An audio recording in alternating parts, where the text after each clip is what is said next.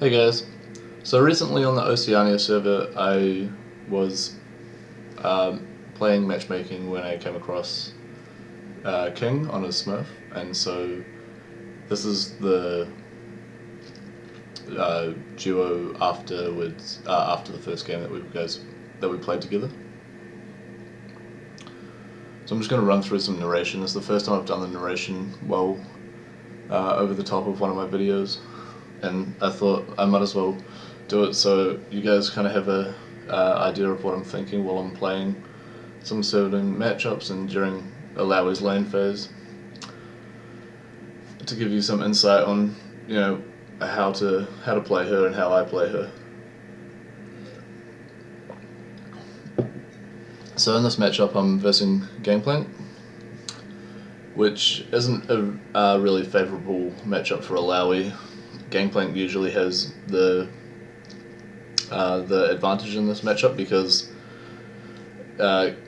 so Gangplank, if he doesn't want to, he doesn't even need to take teleport, just because he can give that map pressure with his ultimate. And one of the ways that a lot of top laners can beat Illaoi is if they can provide a lot more mobility and presence in team fights. And what I mean by that is that Illaoi is more of a really good pusher of top lane, and this is because when she TPs in for when she teleports in for a gank, say bot lane, it's difficult for her to get the same kind of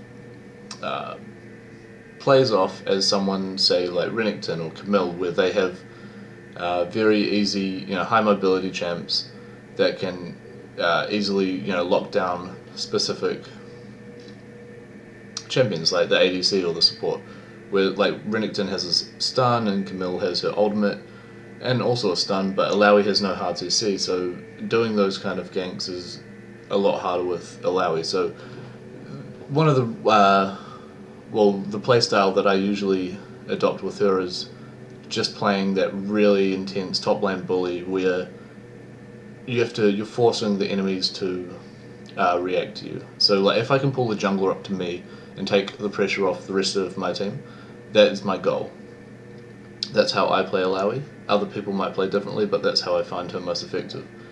So yeah, and so champs like GP who have that global ultimate and can provide that level of that additional level of team support that Illaoi can't, some of the matchups that I find more difficult to play as Illaoi, especially if they're experienced Gangplank players.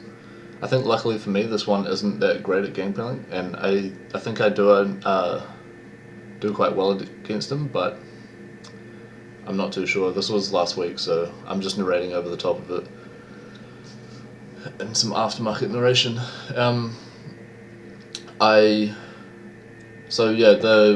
Some of the playstyle that I do against a GP, against this GP, is that I'm playing fairly aggressively. Like, you'll see me over halfway without much wall coverage because I'm fairly confident, as I've poked him down so far, that if he does decide to jump on me with his jungler, that I'll be able to take either him or his jungler down, or even both if I'm lucky. And the reason I'm constantly attacking, pulling his E out and then attacking him that way, is that it forces him to play a lot more defensively under turrets. So he's got like that mini game of dodging tentacles while also having to try and CS and also check what his team's doing. So I currently have the level advantage on him, and I did just get that kill. So the way I got that kill is by using the damage amplification mechanic of Illaoi's E. And a lot of people don't really understand how Illaoi's E works, so I'll try and explain it. It's the reason why you rank E all the way first, and it's because so Illaoi's E works as a portion of the damage that you do to the soul is then done to the original as well, and so it works on a percentage scaling. So and it does scale with the AD quite well. So if you if you get more and more AD, the percentage of damage that is echoed from the clone to the original also increases. And so a way to use it as damage amplification is, say it echoes 50% of the damage that you do to it. If you're attacking GP, if you hit GP with a Q and also the soul at the same time with the same Q, then you're doing 100% of the damage to GP as your Q would, plus an additional 50% of the Q damage because you're hitting the soul at the same time. So you're doing 150% of the damage that you would do, and no other champ in the game has damage amplification of that level, because 50% is almost the entry level damage amp that you get from Illaoi. See, also I like this change that they made to GP, where you can now see if he's doing sneaky little barrel mechanics in the bush. If you just scroll back a little bit, you can see that there's a line now between the barrel in the bush and the barrel out of the bush, so you can tell if GP is trying to cheese you in game. Anyway, so with Illaoi's E, yeah, 150% damage through her Q, which already scales, very well with AD, allows for you to do some ridiculous plays. And I've got other YouTube videos showing how I use the E damage amplification. I think it's against a Renekton, where you get a massive chunk off, and if you do a slight walk forward after you pull a soul out, your Q hits a little bit behind your character image. So you can walk a little bit ahead, hit the original with the Q, and also the soul with the Q, and it's unexpected damage on their part, so you a lot of the time end up getting a kill from it. So this laning phase is heavily in my favour at this point, and I haven't actually had any trouble from the jungler either. So right now I'm playing as aggressive as possible, trying to get some of the attention up and focused on me.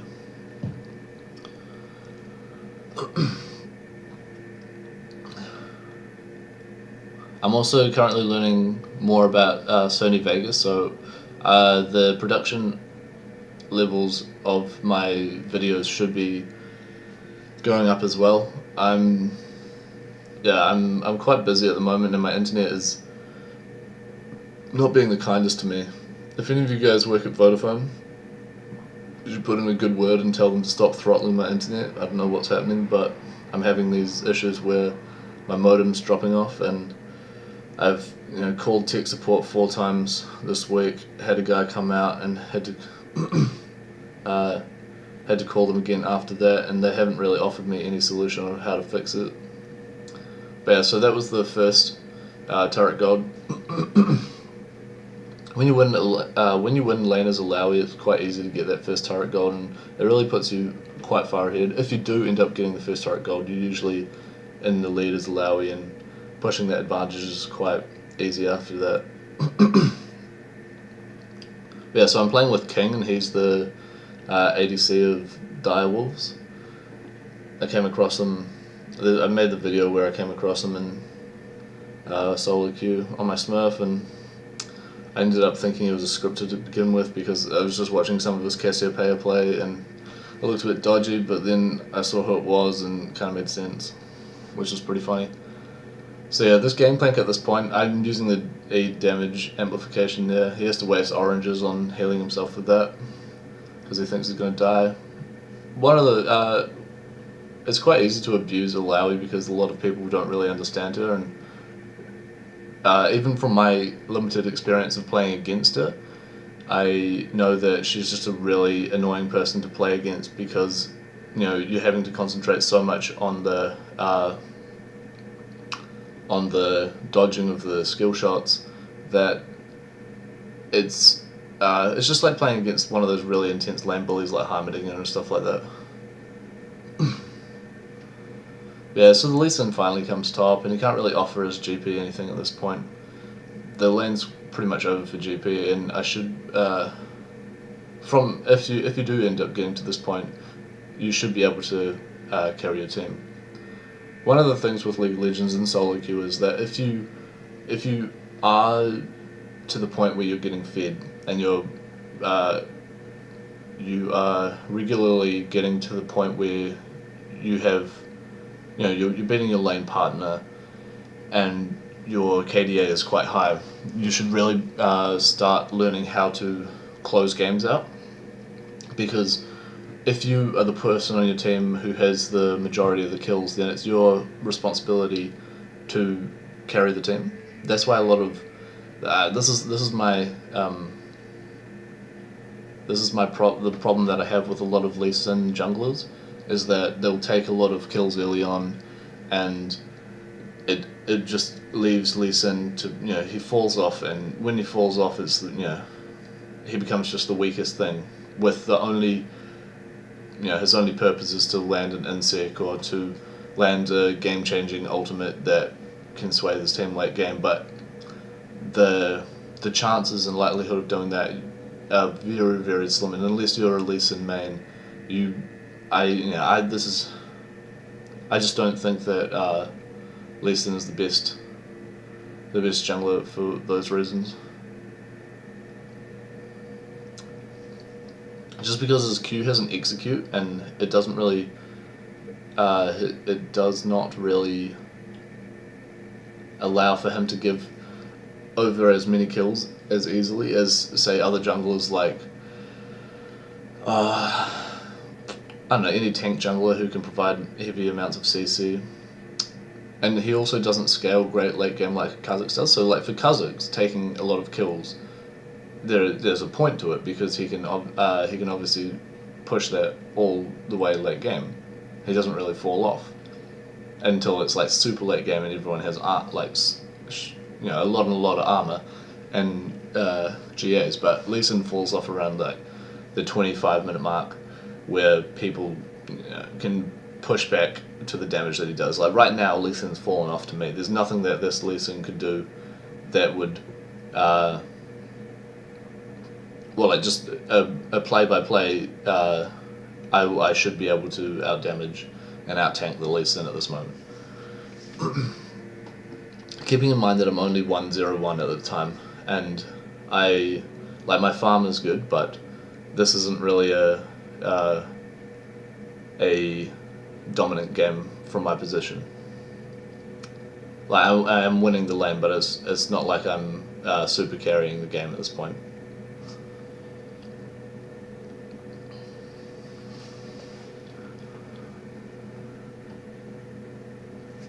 But it'd be great if after this, any new commentary that you guys do. I know that I don't, like, when I'm streaming, I don't do that much commentary unless there are a few viewers and they specifically ask for me to talk about some of the things that are doing game, or some parts of the game.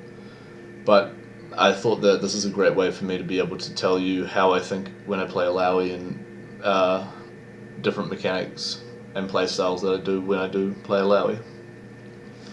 Currently, I think that lethality is ridiculously overpowered, and to take advantage of that, I do go full lethality in my room pages. I think I have 24 lethality plus additional through masteries, because I take Storm Raiders, and so the lethality build on Illaoi is really, really strong at the moment. You don't rush lethality though. I think that Black Cleaver and Death's Dance are still two necessities early on. Death's Dance gives you the survivability, and Black Cleaver gives you the mobility from the Phage. And mobility on Illaoi is, in my opinion, the key thing to making her a more dominant force. A lot of Illaoi players play with different room pages to me, but I think that Storm Raiders has become the dominant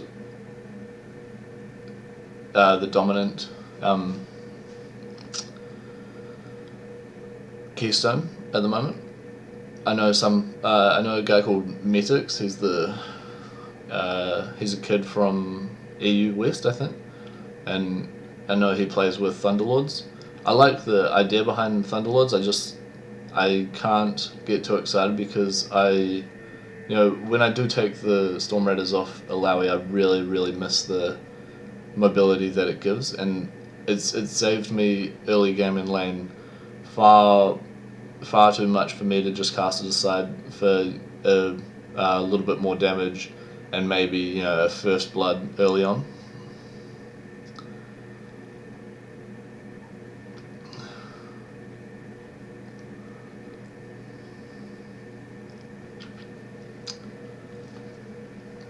But yeah, so at this point of the game, I'm bringing a lot of their team top, and this is how you kind of ruin the enemy team's chances of coming back.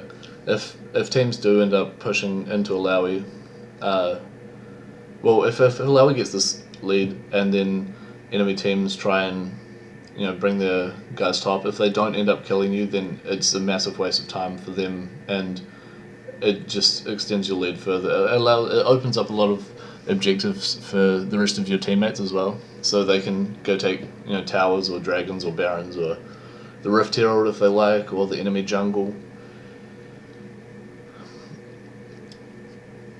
But yeah, so Black Cleaver into Death's Dance is my preferred build path at the moment. I find those two items both necessary on Illaoi. Unless I get really behind, I will start with those two items. Regardless of how ahead I would get, I will never rush a Yuumu's just because it doesn't give you the survivability that you need as Illaoi. Yeah. But yeah, so after getting Death's Dance, I will, depending on how the game is going, I could get Edge of Night. Edge of Night is if I'm doing just mediocre, and I'll rush a Yuumu's if I'm obviously stomping. If my team requires more tanks, if their team is full damage and very little on the tanky side, then I'll end up going a bit more tank to provide my team with. If your team has a tank and the enemy team doesn't have a tank, you have a large advantage in team fights just because you have far more increased survivability than they do. So yeah, sometimes I'll do that, but since this is low elo compared to my main, I think this is around plat 2? Yeah, I think it's around plat 2. Plat 2 or plat... yeah, no, actually, this is in the series for my plat 1. So yeah, it's quite low elo, so playing around with full lethality and just full damage is alright.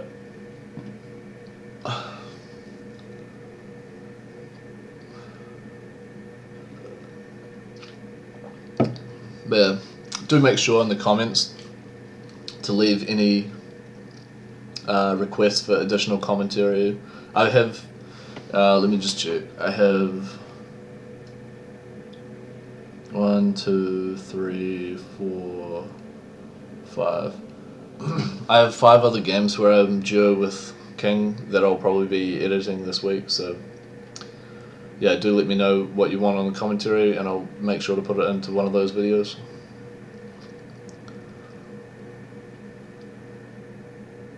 This account's climbing up quite high on the LOL skill for Oceania as well. I think it's sitting around like 11 or 12 at the moment.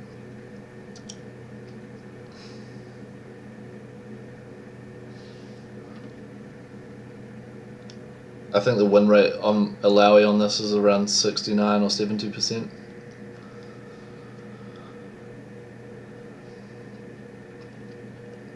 But yeah, so we're just ending the game now, and yeah, it was pretty funny to begin with. The Sivir, I think the Sivir's the challenger Smurf, and she got quite angry. And I think she ends up calling King out early on, betting him that he doesn't have, well, that he's not, first of all, he's not challenger, and second of all, that he doesn't have 3 accounts in the top 20. But I don't think he ever tells her that he's king, but I thought that was quite funny. Yeah, so this is the end of the game. We're so far ahead, 21-7, that there's no point really in me telling you how to play this kind of end game. It's more interesting when it's a bit closer and I can really describe to you play by play what I'm doing and the decision making behind those ideas, but at least you got to see lane phase where I shut down the GP.